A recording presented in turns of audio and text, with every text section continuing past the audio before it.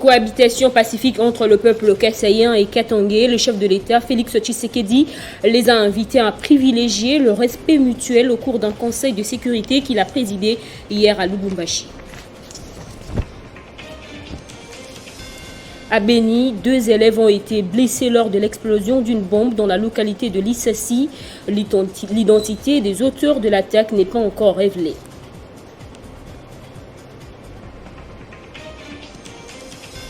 Gratuité de l'enseignement primaire, salaire sensiblement à la hausse selon le nouveau barème des enseignants. Détail avec Cécile Chiombo, secrétaire générale de CIECO. Résurgence d'Ebola dans quelques provinces du pays. Le docteur Jean-Jacques Mouyembe sensibilise la population sur les précautions. Madame, Messieurs, c'est l'heure du journal sur Télé 50. Merci de nous rejoindre. En ce jour à Lubumbashi, le président de la République, Félix Tshisekedi, a présidé le Conseil provincial de sécurité. Le chef de l'État a à cette occasion lancé un appel aux communautés kassaïennes et katangaises afin de prôner le respect mutuel, l'unité et la cohésion nationale avant de réunir les chefs coutumiers de 2 communautés. Présidé à Lubumbashi par le chef de l'État, Félix Antoine Tshisekedi Tshilombo, la réunion du Conseil provincial de sécurité a connu la participation du Premier ministre Jean-Michel Sama-Lukonde, du vice-premier ministre, ministre de l'Intérieur Daniel Asselo et du gouverneur du Haut-Katanga Jacques Tiaboula Katoué. La paix et la sécurité de tous les habitants de toutes les communautés vivant dans le Haut-Katanga et la recommandation du président de la République au Conseil provincial de sécurité. C'est principalement au vu de tout ce que nous apprenons qui a fait que le Premier ministre ait conduit une délégation gouvernementale depuis le jeudi passé, et c'est par rapport à des tensions alimentées dans cette ville. Le président de la République est venu non seulement s'entretenir avec toutes les autorités politico-administratives, mais également toute la communauté des renseignements, c'est-à-dire l'armée, la police, l'ANER, la DGM, tous ces services-là qui doivent contribuer à leur manière à sécuriser tout le monde, à faire respecter la paix, les droits reconnus à tout citoyen congolais. Voilà pourquoi le chef de l'État est venu et a pu faire cette réunion ici qui s'est bien déroulée.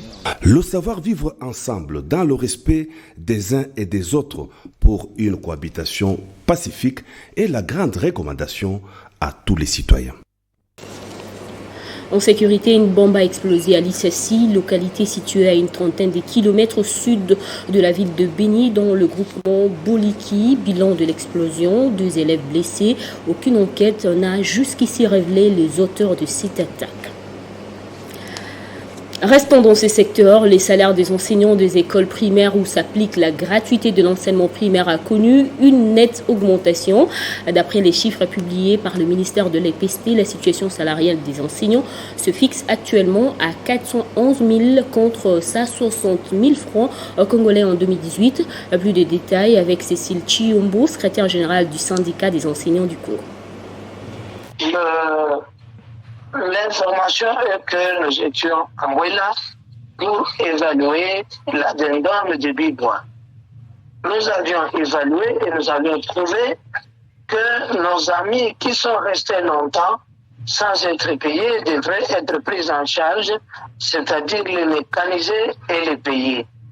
Il y a les classes des écoles de moins de 12 classes pour lesquels l'augmentation des frais de fonctionnement devrait être faite.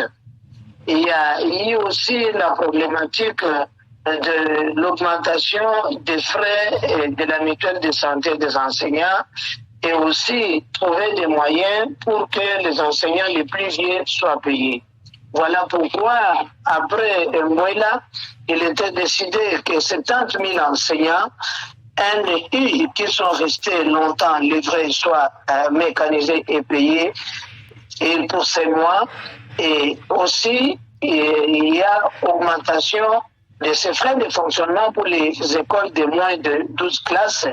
Il y a aussi les frais pour la mutuelle de santé qui sont augmentés et l'argent pour sortir les enseignants les plus vieux de la retraite en interne en attendant que la fonction publique leur accorde la pension telle que prévue par la loi.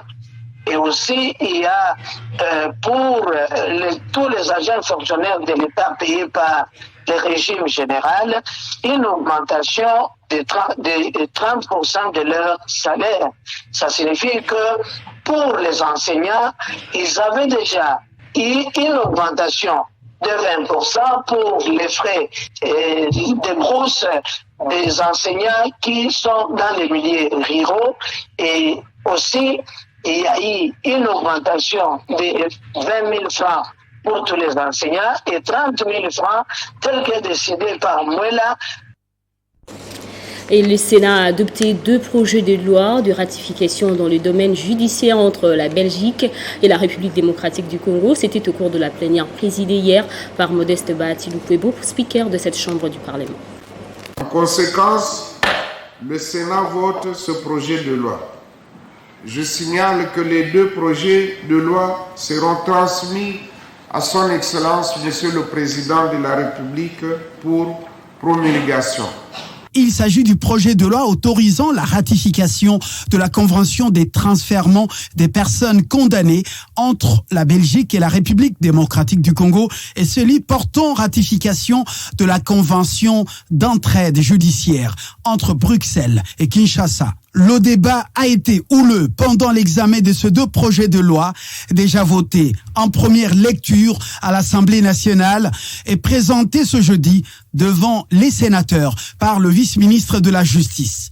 Monsieur Amatobe Bayoba Siré a rencontré les préoccupations des élus sur la crainte d'évasion des personnes condamnées, les conditions de vie dans les prisons, le respect des droits de l'homme, les infrastructures carcérales et la nature du jugement. Cette convention viendra réduire la compétence universelle de la Belgique, dans la mesure où désormais, pour poursuivre, il faut obtenir l'accord de la RDC pour les infractions qui relève de la compétence des autorités judiciaires congolaises et c'est conformément aux dispositions de l'article 1er de la Convention d'entraide judiciaire. En plus, la RDC pourra désormais poursuivre ceux qui auront commis sur notre territoire les infractions telles que le blanchiment des capitaux, le trafic d'organes, le trafic des enfants, et qui se seraient retranchés en Belgique. Il faut noter que le transfèrement des personnes condamnées dans leur pays d'origine n'est pas automatique. Il ne peut s'effectuer qu'à la demande de la personne condamnée elle-même et le pays à qui la requête est adressée peut, en toute souveraineté, examiner pour autoriser ou pas le transfèrement de tel ou tel cas, surtout en ce qui concerne, par exemple, les cas des violences sexuelles. Parlons santé à présent avec la résurgence de la maladie à virus Ebola dans quelques provinces du pays. Le docteur Jean-Jacques Muyembe sensibilise la population sur les précautions. Face à l'inquiétude qui ronge la population congolaise sur la résurgence de l'épidémie d'Ebola dans quelques provinces de la République démocratique du Congo, le docteur Jean-Jacques Muyembe a rassuré l'opinion qu'il n'y aura aucun danger majeur à cette 14e épidémie. Ebola n'est plus cette maladie terrible qui sème la désolation dans la population. C'est une maladie maintenant qu'on peut prévenir et qu'on peut traiter. Concernant la présence de coronavirus en République démocratique du Congo, le virologue Jean-Jacques Muyembe estime que le risque de la contamination à la Covid-19 persiste vu l'évolution de la maladie dans d'autres pays voisins et européens avec qui leur population et celle de la RDC se côtoient, tout en rappelant qu'à ce stade, le respect des instructions sanitaires et la vaccination restent le seul moyen pour éviter la maladie. Il y a toujours 1 ou 2 cas, en moyenne moins de 10 cas par jour, qu'on détecte sur l'étendue de notre pays. Ce qui veut dire que les virus continuent à circuler sous un mode endémique. C'est-à-dire le virus est toujours là, présent. Mais, heureusement, il n'y a pas de flambée. Au cours de cette même conférence de presse, Jean-Jacques Mouyembe a rappelé sa ferme détermination de faire vacciner 11 millions de Congolais d'ici le 30 juin prochain. Un mot de la politique dans ce journal. Le Front commun pour le Congo, plateforme de l'ancien président de la République Joseph Kabila, le Lamuka, le CALCC et le CLC relance le bloc patriotique. Les représentants de ces plateformes se sont retrouvés hier et pour en parler, nous avons sur ce plateau M. Prince Ekenge de Lamuka. Bonjour. Bonjour madame. Vous avez projeté de nouvelles actions, mais pour quelle finalité, M. Prince?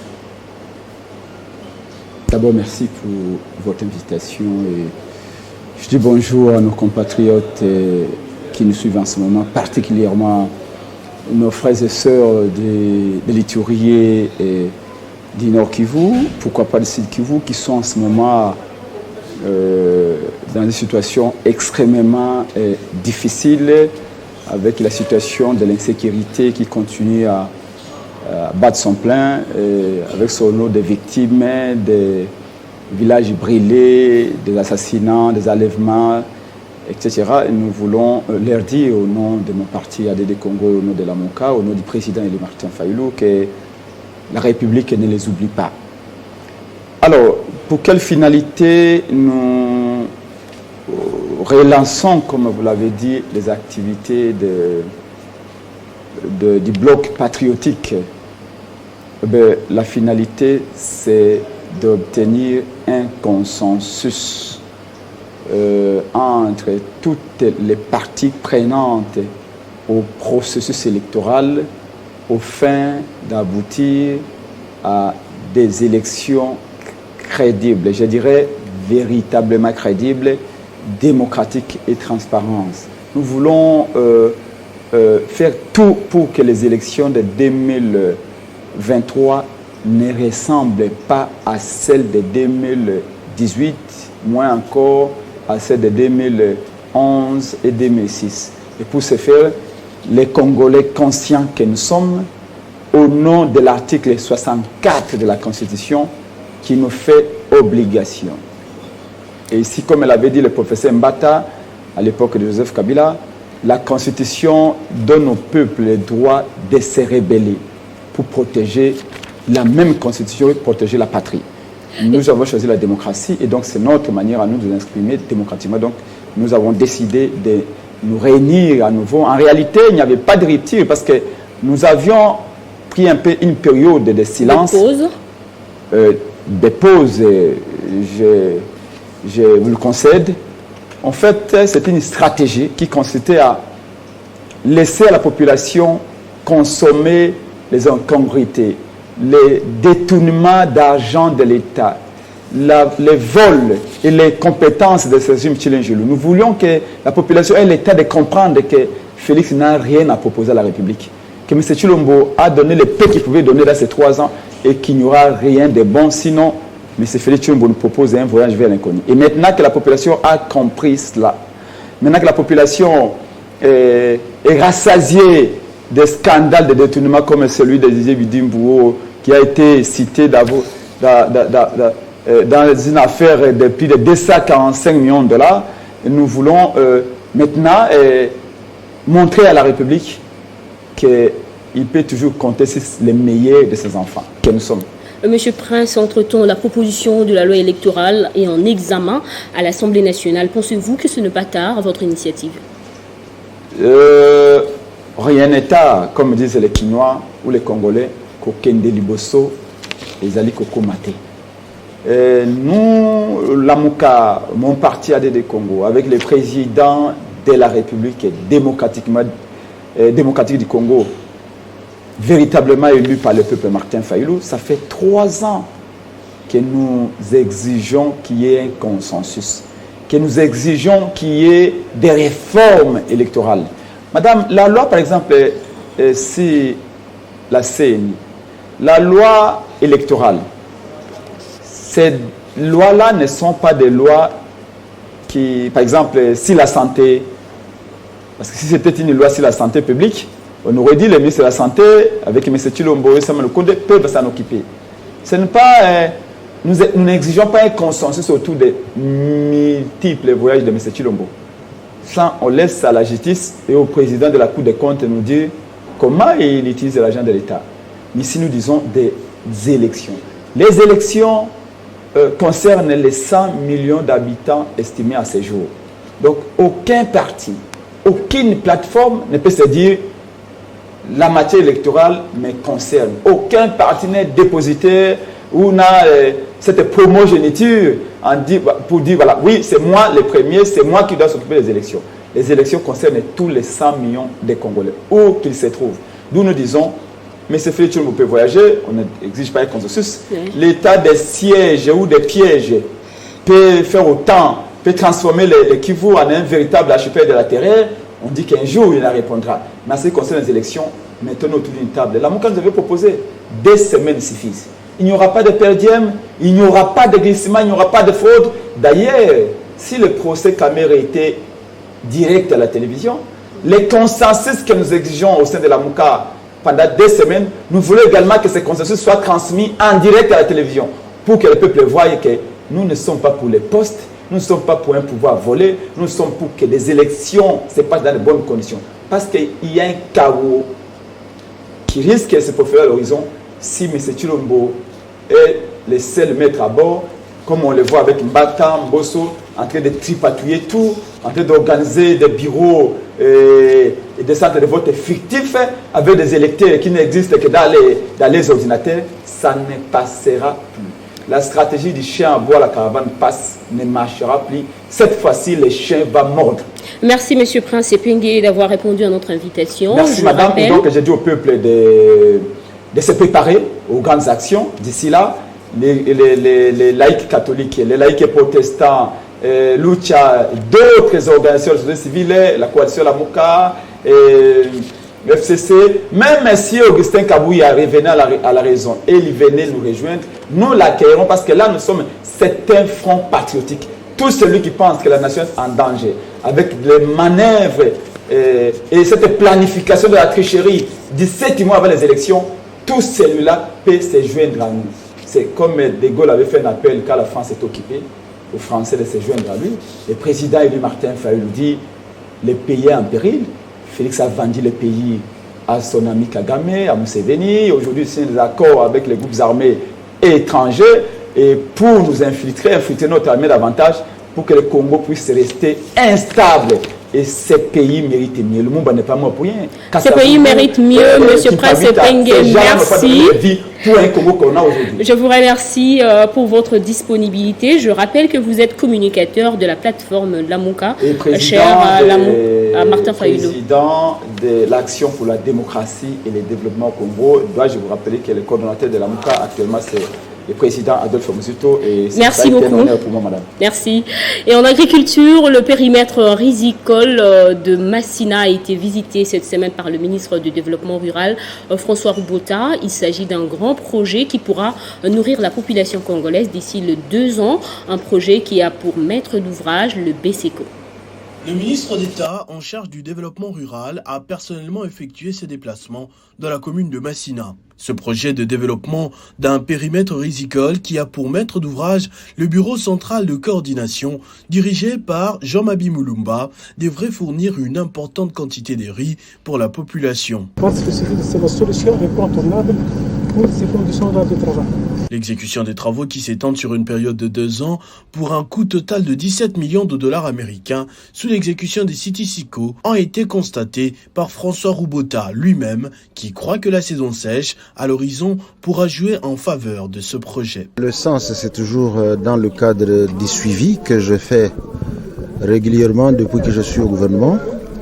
C'est un gouvernement de warriors et nous devons être caractérisés par les suivis réguliers, permanents de tous les projets qui ont été lancés. C'est la raison de ma visite ici, pour venir voir à quel niveau on se situe aujourd'hui, après qu'on ait connu des difficultés dues à la saison de pluie. Je suis donc venu dire que nous devons faire en sorte que nous profitions de la saison sèche qui s'annonce pour que, après 5 mois, nous ayons un autre langage, pas plus encore celui dans lequel on se trouve aujourd'hui, début des travaux. Alors je voudrais que prochainement on ait notre langage pour dire que nous, on est en train maintenant de tracer les périmètres dans le grand périmètre risicole de Massina.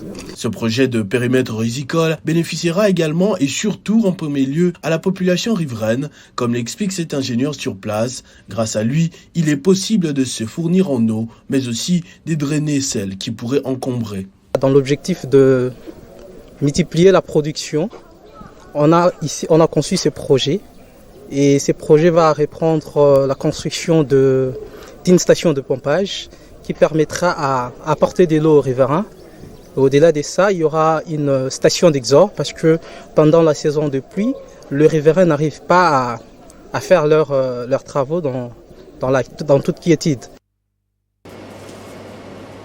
Dans l'actualité internationale, invasion russe, le Conseil de sécurité de l'ONU a échoué à empêcher à mettre fin au conflit à l'Ukraine, a estimé hier son secrétaire général Antonio Guterres lors d'une conférence de presse à Kiev. Le patron de l'ONU était en visite officielle en Ukraine. Le Conseil de sécurité de l'ONU a échoué à empêcher et mettre fin à la guerre en Ukraine, regrette Antonio Guterres lors d'une conférence de presse à Kiev aux côtés du président ukrainien Volodymyr Zelensky. Sa présence à Kiev a été marquée par des bombardements à quelques kilomètres du centre de la capitale. Plusieurs bâtiments ont été touchés et 3 personnes sont actuellement hospitalisées, rapportent les maires de la ville. Questionné sur cette incapacité à agir, le secrétaire général de l'ONU a rappelé qu'il n'avait pas les pouvoirs de réformer les conseils de sécurité, mais a promis qu'il ferait de son mieux pour que l'ONU soit plus efficace dans ces cas de figure. Dans une allocution diffusée sur les réseaux sociaux, le président ukrainien estime que ces bombardements en pleine visite du secrétaire général des Nations Unies, Antonio Guterres, visaient à humilier l'ONU et que cela dit long sur la véritable attitude de la Russie envers les institutions internationales. Toutefois, il souhaite par la présence de l'ONU en Ukraine, particulièrement à Mariupol, va aider le pays sur la possibilité d'organiser une mission d'évacuation. À noter que le bilan provisoire de ces bombardements est de 6 civils blessés et d'une usine d'armement bombardée. Place au rappel des titres. Cohabitation pacifique entre le peuple kassaïen et katangais, le chef de l'État, Félix Tshisekedi, les a invités à privilégier le respect mutuel au cours d'un conseil de sécurité qu'il a présidé hier à Lubumbashi.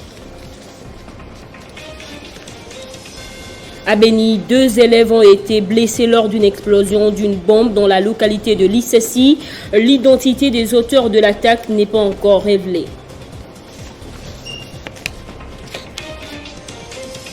Gratuité de l'enseignement primaire, salaire sensiblement à la hausse selon le nouveau barème des enseignants.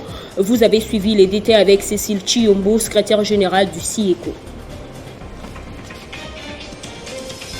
Résurgence d'Ebola dans quelques provinces du pays. Le docteur Jean-Jacques Mouyembe sensibilise la population sur le précaution. Dans un instant, on va prendre la revue de presse.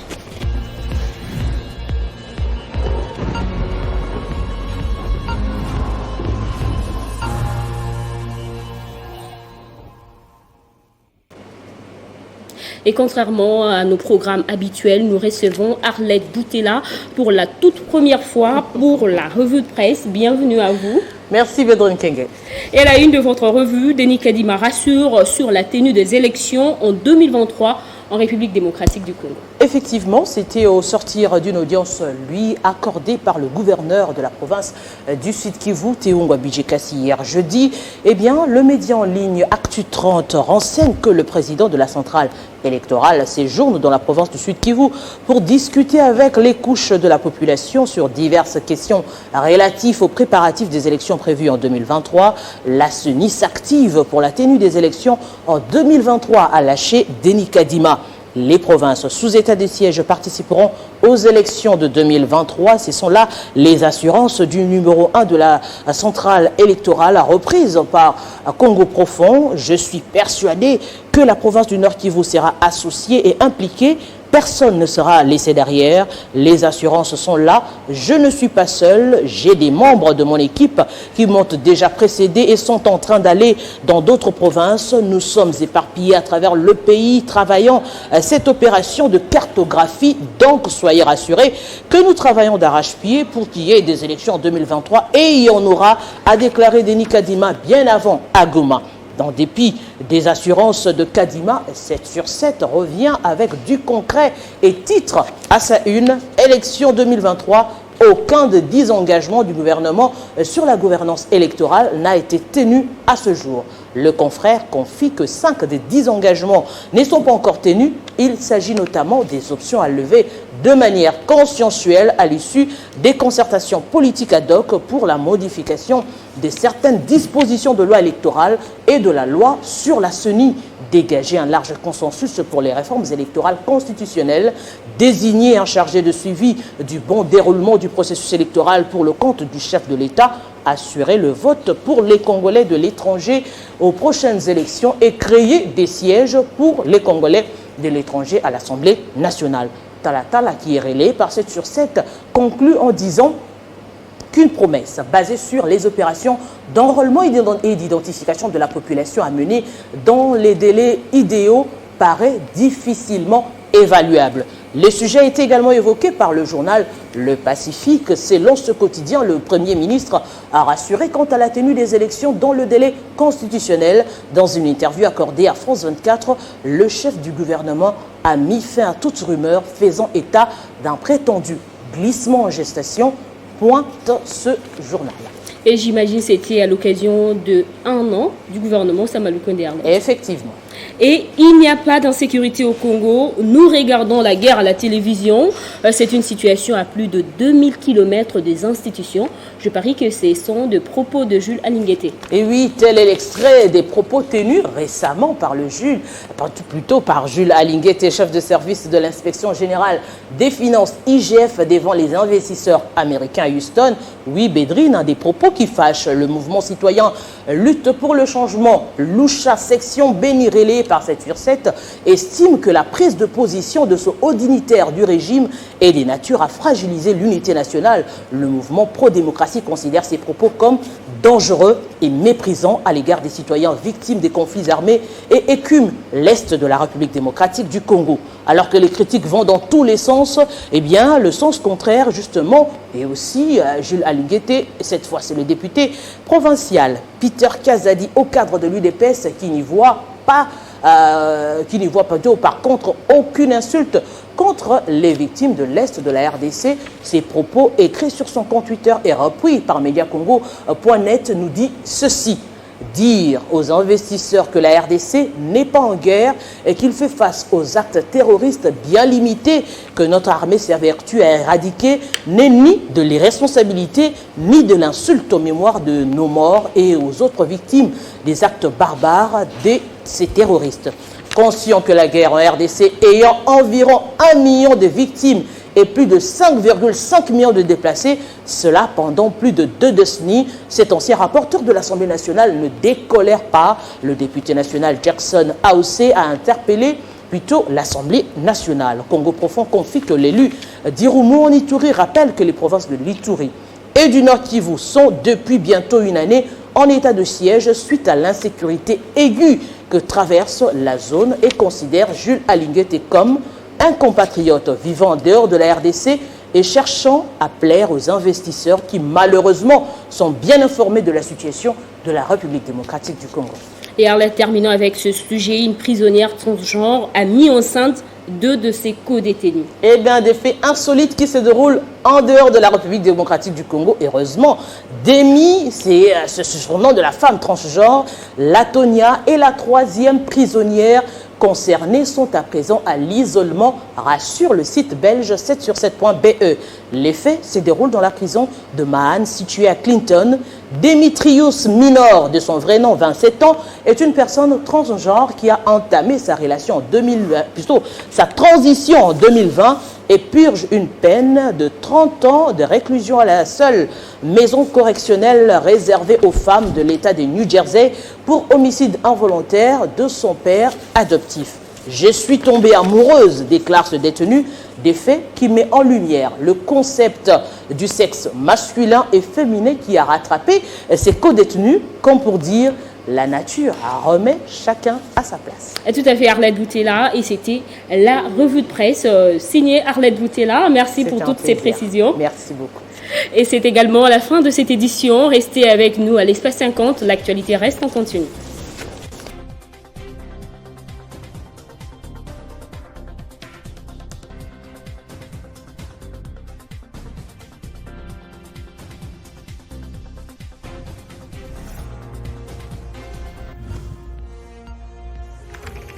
L'actualité reste en continu.